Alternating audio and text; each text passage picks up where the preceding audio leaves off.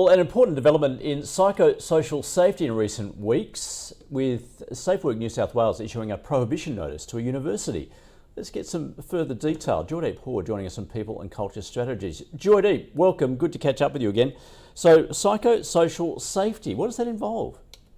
Yeah, it's certainly become a bit of a buzz phrase in the last year or so. It's really recognising that one of the biggest challenges for employers, and indeed one of the big issues that's been cited by employees in terms of workplace hazards, is challenges to their psychological welfare, their mental health, other aspects that might go to how they are feeling, how they are responding to things that are happening to them in a workplace. So it's certainly something that a lot of employers have had put on their radar, with an increase in workers' compensation claims, where employees are claiming that something has happened to them which has compromised or endangered their psychosocial safety. So it is a phrase that is garnering a lot of attention at the moment.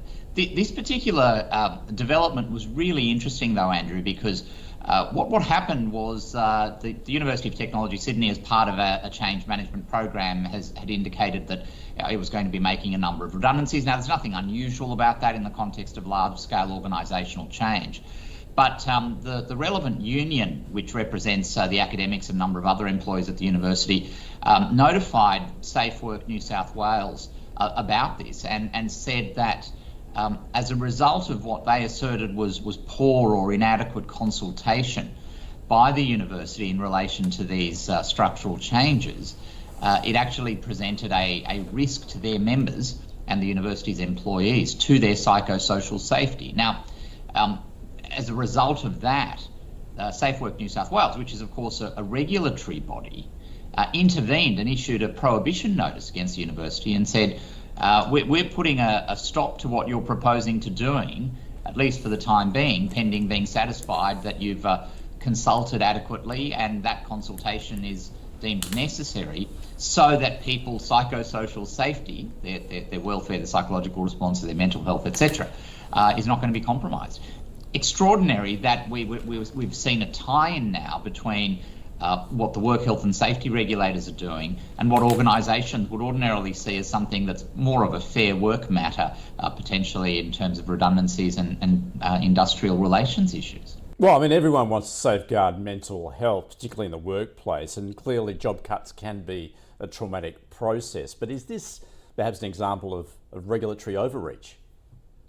Well, I think it certainly has taken a lot of employers by surprise, because it's not as though an organisation, a large organisation in the tertiary education sector, or any sector for that matter, would be surprised that a union might take issue with job cuts.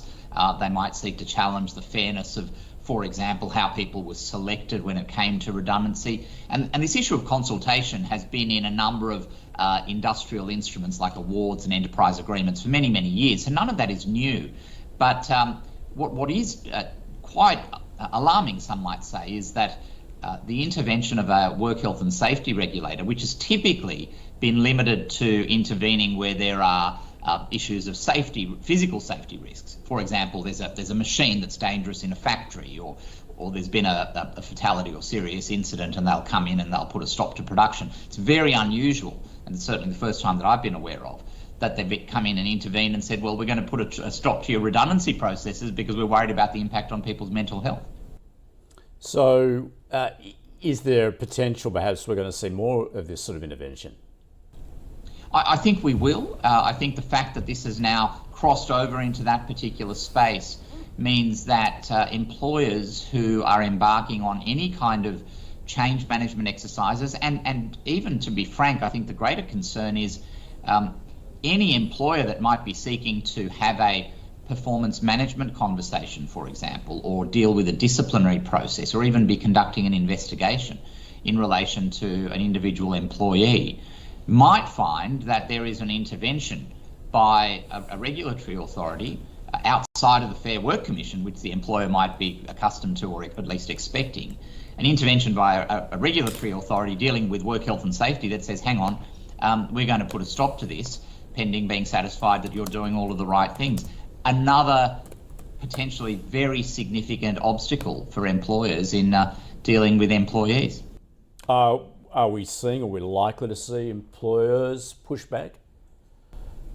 Well, I think it's going to be tough for employers to push back because while this is a surprising development, it's technically not a problem when it comes to the strict rule book whereby the health safety regulator can operate, which is ultimately to ensure people's health, safety and welfare at work. And if an employer is communicating with employees about things that are happening to them at work, job cuts, redundancies, etc., it does fit within the purview of what a work health and safety regulator can do. It's just that they've never done it in this particular way, and that's what's quite alarming.